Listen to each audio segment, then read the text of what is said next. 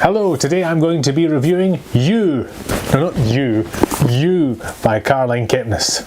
The jokes do not improve. Fun fact, I'm not a hugely trendy individual. In fact, I actually try to avoid appearing like I'm trying to be trendy at all costs because it always ends very badly and quite embarrassingly, like the time I did the dab. So this is why I'd already bought this a few years ago before it was a well-known Netflix series, but to my shame hadn't actually got around to it, and I only did pick it up to read it after my wife watched the series and decided to rave about it. This disclaimer only serves to show that I am so out of date I'm almost back in date. It's like when you haven't stopped wearing flares and then they come round again. You is written from the perspective of Joe. He works in a bookstore selling, well, books, and in walks Guinevere Beck. If anyone is watching called Guinevere in real life, please acknowledge this because I think you're a rare breed and almost certainly you are set up for a difficult life. It's your classic tale of boy meets girl, boy falls for girl, boy becomes a complete psychopath and stalks girl beyond all healthy levels. Some commentators have compared it to Gone Girl.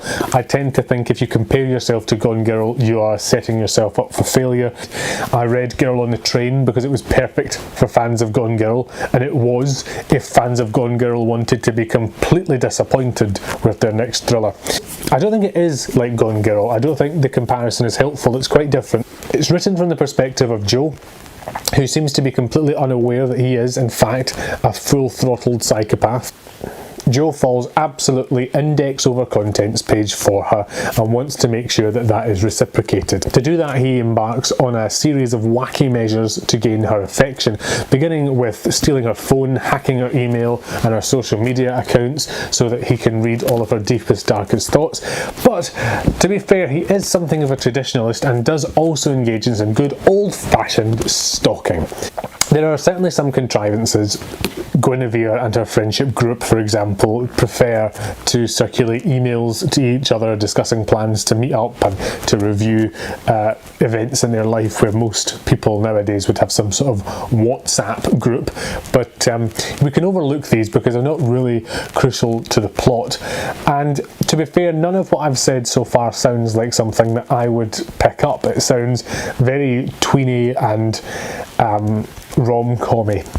That's actually something that I think makes You so interesting, because had this been written by Stephanie Meyer or someone like that, Joe would probably be sincerely a paragon of wonderful teenage virtue in doing all of these romantic things, but in fact he is absolutely stark raving nuts. He's a very unreliable narrator.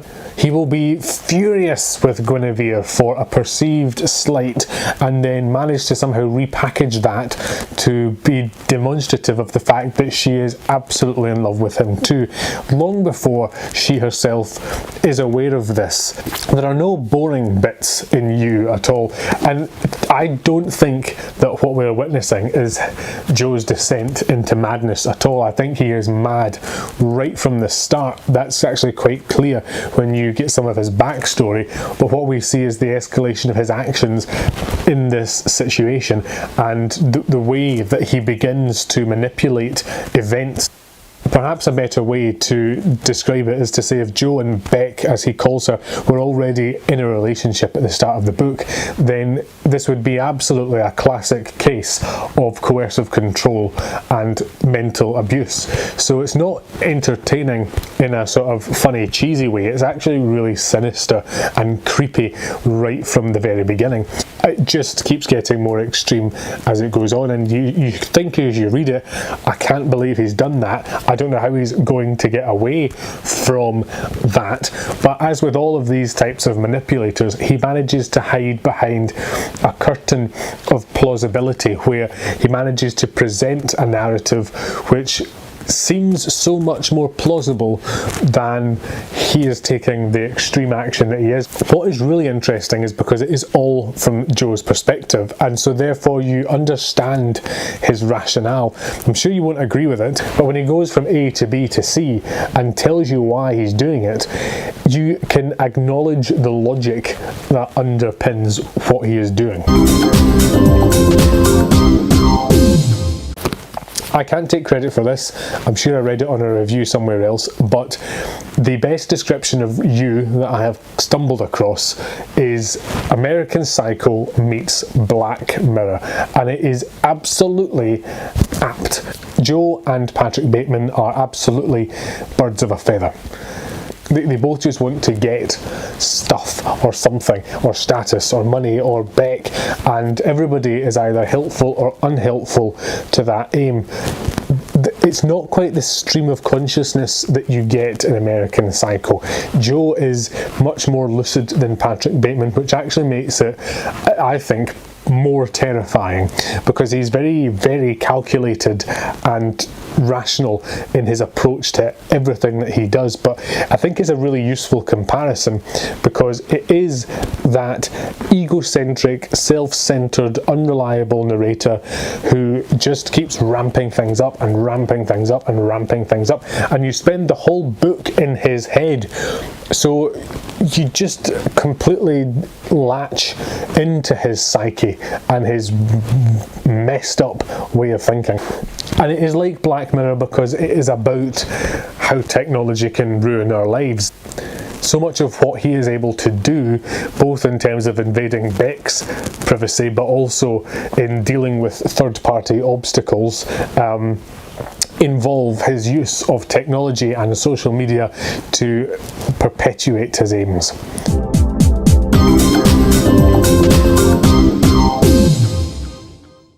My favourite character is Joe, and don't just start clicking unsubscribe. I mean, I'm not a psychopath. Because he is the most relatable, he does have the advantage of being the narrator. So you do understand his point of view, and it does give him an unfair advantage over all the other characters. I mean, also, he's surrounded by books and a bit weird. I mean, totes get that. But it's not just that. The other problem is that every single other character is immensely unlikable. More unlikable, I'm sorry, than the raging lunatic psychopath narrator. Beck is a horrific girlfriend, and I'm not saying that she deserves what happens to her, to be clear, but the rage that you feel and the absolute frustration emanating from Beck's behaviour is absolutely 100% relatable. I'm not saying that Joe isn't evil, only it's very difficult to have sympathy for Beck having this inflicted on her. If you had to pick anyone in the world for him to be nasty to, Beck is probably not going to be at the bottom of very many lists. More annoying than Beck are the friends of Beck, particularly, and if you've read this you already know what I'm going to say, particularly Peach. I detest Peach with an unholy, unrestrained passion. The person who invented Caroline Kepnes will never be forgiven for making us live in a world in which Peach is a concept.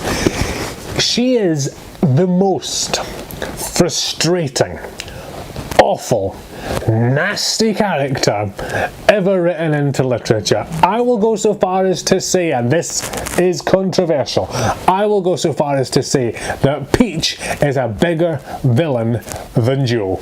I've said it, it's out there, I have said it. Peach is every bit as manipulative as Joe, but she gets away with it because she's Peach, and I truly detest her with every fibre of my being.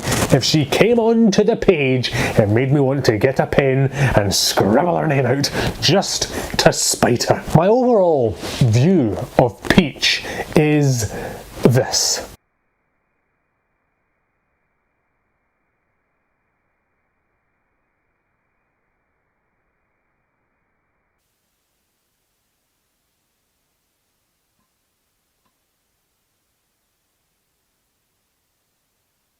The fact that Beck is so blind to the way that Peach behaves. After you've finished killing Peach with your bare hands, the next point of order is to strangle Beck for allowing Peach to take advantage of her in the way that she does. So all of the characters are supremely unlikable except Jo, who is just a bit unlikable. I don't know if you're supposed to say that, but for me, Jo is the character that I least want to kill very slowly. Overall, my view of You is extremely positive. It is so chilling and so creepy and so prescient and believable that you absolutely buy in to everything that happens. All of these characters are so believable.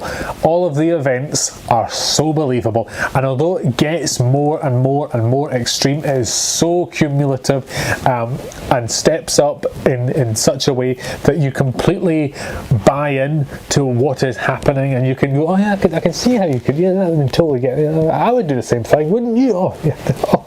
Being inside a mind as intense as Jo's makes it a really, really intense read, and with that tension I just kept needing to know what was going to happen next. It is so clever and so twisted and so nasty and terrible and wonderful that I just couldn't put it down. I read the whole book in about 3 or 4 days. I really raced through it because it is just a brilliant, brilliant book and really absorbing. I loved it.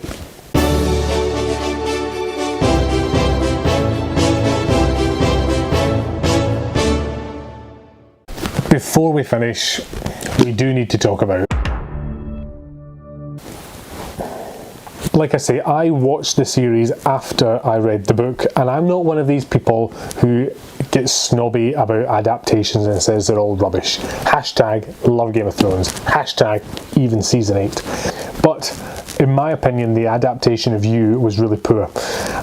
If I had watched the TV series first, I probably wouldn't have made it until the end of the series, and I definitely wouldn't have read the book, because I just don't feel like it has the same intensity or the same tension or the same pacing. There are changes, and that's fine, that always happens, and I don't get too hung up on changes that are made, but the escalation of Jo's behaviour doesn't make sense in the same way.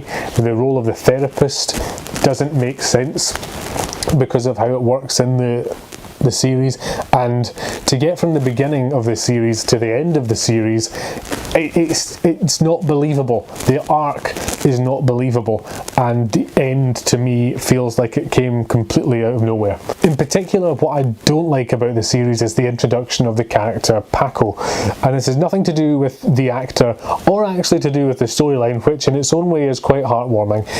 But Paco doesn't appear in the book. He was added to the series to make Jo a bit more relatable and a bit more nuanced. You don't need to make your psychopathic abusers nuanced to get the audience invested. I really feel like they took away from Jo's character too much in the series and made him less of the completely perverted, twisted weirdo that he is in the book, and as a result cheapened the whole experience for the viewer. I really wish the series had had the guts to match the book in its level of extremity, because therein lies the story. As it is, half of the series is a really saccharine, tweeny, angsty, rom-commy piece of nonsense with these kind of dark edges that aren't as fully explored. And in particular, I think introducing Paco and the role that Paco plays in the story destroys Jo's character and the credibility of some of his other actions. It's like doing a film about the Second World War and giving Hitler a rabbit called Sniffles to give him layers. Hitler didn't need layers. I really don't rate the TV series, and I'm sorry, because I know it's very popular and lots of people have enjoyed it, but having read the book first, I think you get a far superior experience with the characters and with the story, and I would highly recommend that for those of you who haven't read it, this is where to go if you want to get involved in the story of Jo and Beck.